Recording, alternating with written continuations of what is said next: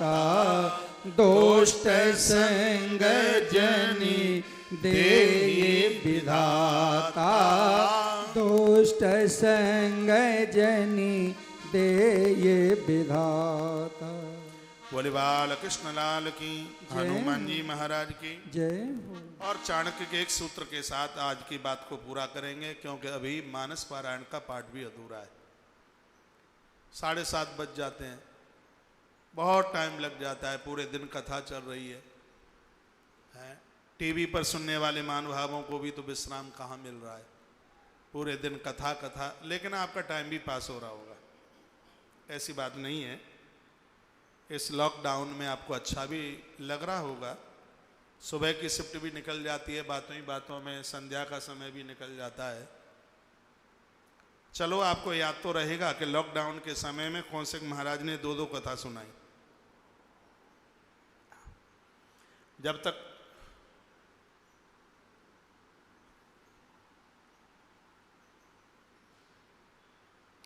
Lockdown चल रहा है,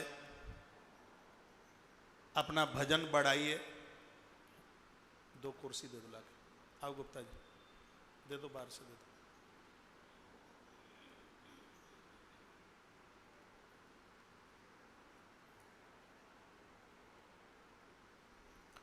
अपना भजन बढ़ाइए, आराधना बढ़ाइए, साधना बढ़ाइए,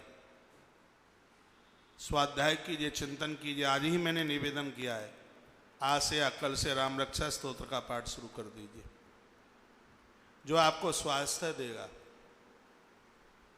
हर प्रकार की स्थिति और परिस्थिति में आपको सबलता देगा, आपको ताकत देगा। यह उसकी महिमा है। स्वयं भगवान शंकर ने महादेवी के सामने राम रक्षा स्तोत्र गाया है, और उसकी जो महिमा है उसको आप संस्कृत में ना आवे तो उसको आप हिंदी में पढ़ लीजिए। इन दिनों में आपको अपनी साधना बढ़ानी है, उसको एक ताकत देनी है। पाठ करते रहिए। भजन में मन नहीं लगता है, पूजा में मन नहीं लगता है, मेरे निवेदन पर आज से आप गोपी गीत का पाठ शुरू कर दीजिए। आप भजन के बिना रह ही नहीं पाएंगे, नहीं रह पाएंगे आप प्रभु के बिना। गोपी गीत, पति और पत्नी में बनती नहीं है, झगड़ा होता है। पत्नी रूठ कर पियर चली गई है, पति रूठ के इधर उधर भाग रहा है। भागवत जी में बड़ा सुंदर पाठ है युगल गीत, उसका पाठ शुरू कर दीजिए। इन सब चीजों में प्रभाव है, ये वैसे ही नहीं है।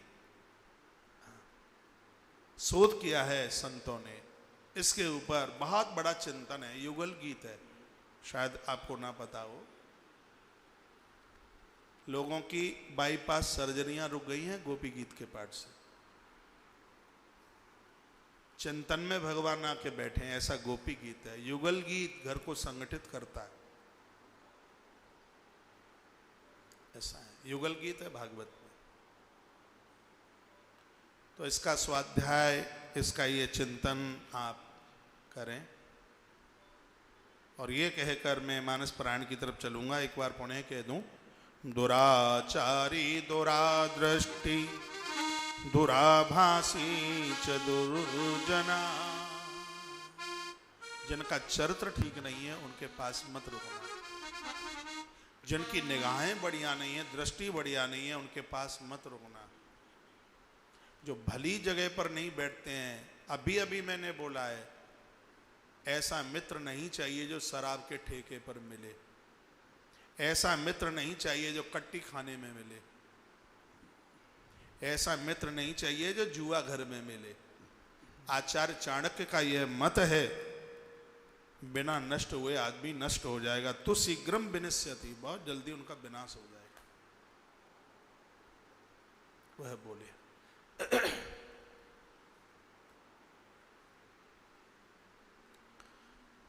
आज भागवत जी को लगभग 20 दिन से, इसको मानस अयोध्या कांड को 20 दिन से लगभग ज्यादा हो गए।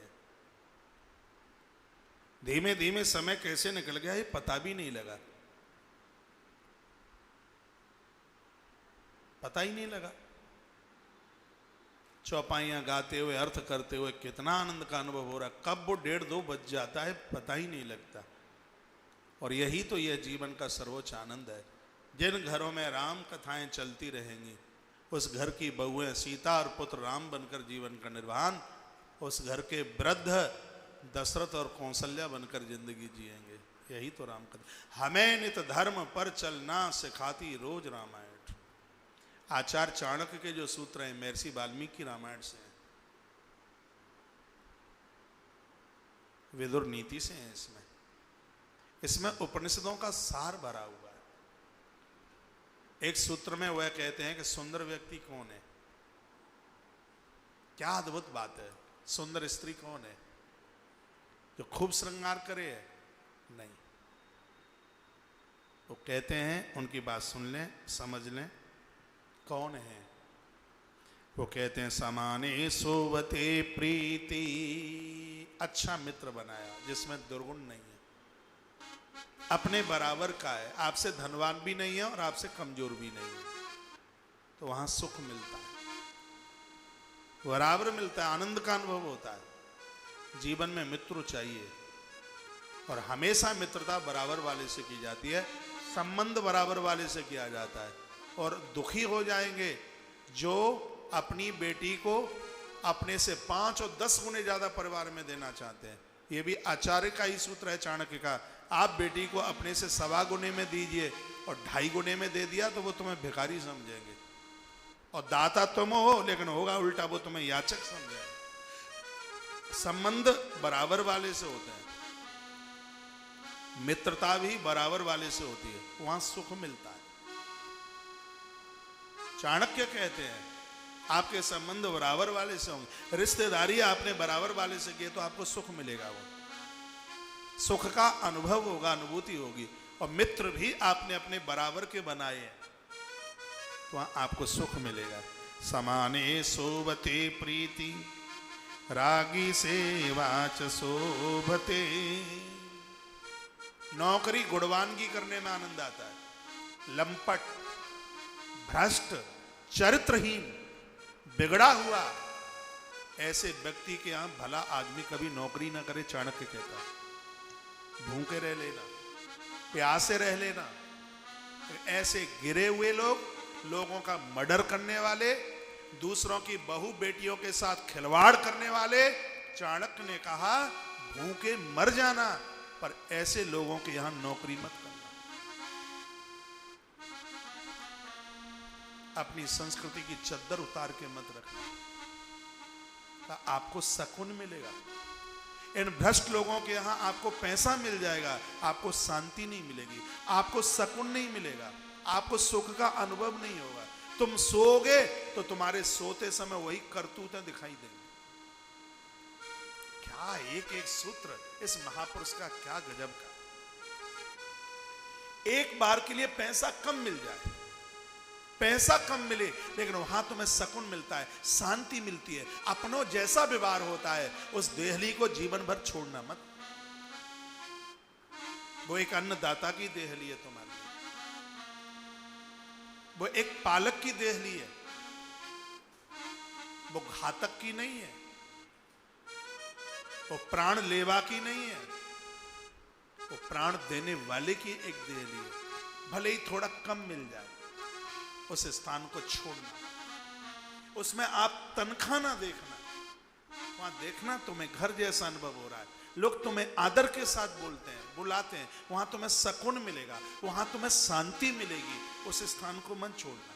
पैसा भले ही थोड़ा कम मिल जाए, अपने खर्चे थोड़े कम कर लेना, तुम्हारा गुजारा चल जाएगा। यदि ये स्थान छूट गया तो ये जगह तुम्हें नहीं मिलेगी। चाणक्य कहते हैं।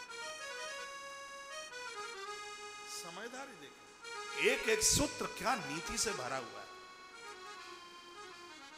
कहा है समाने सोवते। मेरे युवान भाई लोग जिन्हें नौकरी मिली नहीं है, मैं आपको कहना चाहूंगा, आप आज मैंने कई सूत्र निवेदित किए हैं जिससे आपको कारोबार मिले, आपको नौकरी मिले, आप पैसा कमाएं। आज की मैंने कथा को वहीं से आरंभ किया था और भगवान के चरणों में यह मेरी प्रार्थना है, आप कमाऊ बने, आप परिवार को चलाएं, पत्नी का ध्यान रखें, माँ बाबू जी का ध्यान रखें, आप धार्मिक बने, आप सांस्कृतिक बने और आप सामाजिक बने। प्रभु के चरणों में मेरी प्रार्थना है। लेकिन इतना मैं निवेदन करना चाहूंगा, जब तुम जॉब देखने के लिए जाओ तो यह देखना कि बॉस भ्रष्ट तो नहीं है, जिसके नीचे तुम काम कर रहे हो वो पतित तो नहीं है, घमंडी तो नहीं है। ये देखना कि उसके अंदर मानवता है कि नहीं। एक बार के लिए पैसा भी कम मिल जाए उस स्थान को मन छोड़ना, वहां तुम्हें सकून मिलेगा। तुम्हारे घर के लोगों को चिंता नहीं रहेगी वहां काम करने में, वह भी प्रसन्न होंगे। ऐसी जगह पर पैसा कमाने का चुनाव करना, उस जगह को छोड़ना मत। एक बार के लिए दाम पैसा भले ही कम मिल जाए, लेकिन जहां सकून के साथ चिंतन है, बढ़िया जीवन जी रहे हैं, आप प्रसन्न होकर के जाते हैं और ऐसी जगह मिलती है, तब एक आध घंटा ज्यादा देने की आपके अंदर की भावना होती है, थोड़ा समय ज्यादा देके जाऊंगा, और उसमें आपको सकून मिलता है। और जब आप वो ज्यादा समय देके आते हैं, वो समय आपकी पूजा बन जाता है, वो समय आपकी आराधना बन जाता है, वो समय आपकी साधना बन जाता है। प्रकृति से कम लेकर के और आप उसको ज्यादा देते हैं, उसी को तो पूजा कहते हैं, उसी को तो अर्चना कहते हैं। 1 रुपए का खाओ, प्रकृति को 2.5 रुपए का काम करके दो। पूजा ये सिर्फ माला घुमाना ही नहीं है, चंदन लगाना और आरती उतारना ही ये पूजा नहीं है। आपके पास बेईमानी का धन नहीं है, ये पूजा है। आपने निकम्मेपन से नहीं कमाया, ये पूजा है। आपने पसीना बहाकर, आपने समय दे करके कमाया है, वो आपकी पूजा है। ऐसा धन सकून देता है, आनंद देता है। चाणक्य ने इसके ऊपर बहुत जोर दिया। वो क्या कहते हैं? समाने सोवते प्रीति। मित्रता बराबर वाले लोगों से कीजिए, अच्छे लोग हैं, गुणी लोग हैं। तुम्हारी कैटेगरी के हैं, तुम सुपारी भी नहीं खाते और तुम बोतल फोड़ का आप संग करते हो तो चौपट होगा। तुम संपूर्ण नारी में मातृवत और भगनीवत स्वभाव रखते हो और वो इस स्थिति में बिगड़ा हुआ है, उसके बाद चरित्र नाम की चीज है, कबाड़ा कर देगा। आप अपने हिसाब से मित्र का चुनाव कीजिए। और अगली बात क्या कही है? राज्ञी सेवा च सोवते। अच्छे लोगों के यहां आप नौकरी करते हैं तो आपकी भी शोभा बढ़ती है, नाम बढ़ता है।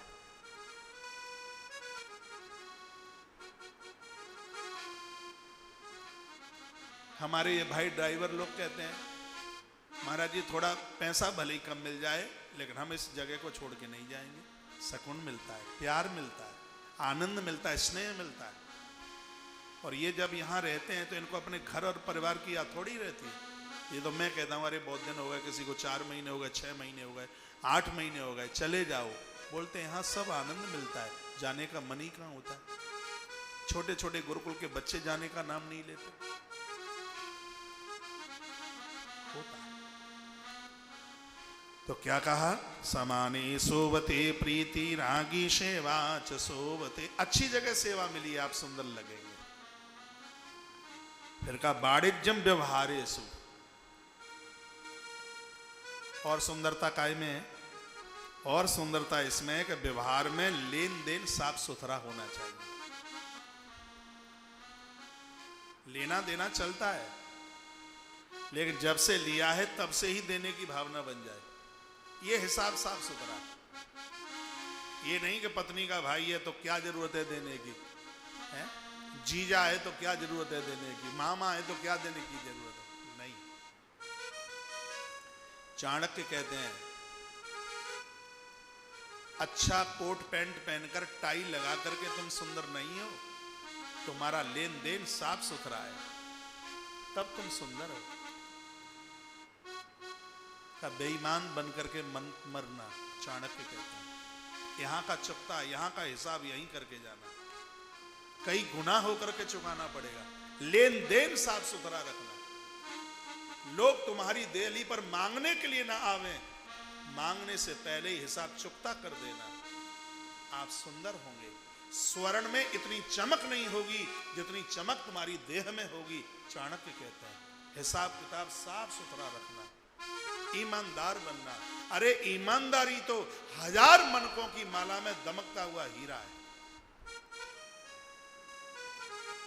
ऐसा जीवन जीवन, लेन देन साफ सुथरा। उसमें कहीं किसी भी प्रकार की गड़बड़ी नहीं, साफ सुथरा। आपके यहां सैकड़ों लोग काम करते हैं, मजदूर की कभी मजदूरी में हेरा फेरी मत करना। कई ग्रंथ तो ये कहते हैं उसका पसीना सूखे उससे पहले तो उसका भुगतान कर दो, उसकी मजदूरी में कहीं हेर फेर नहीं तो वो रो पड़ेगा।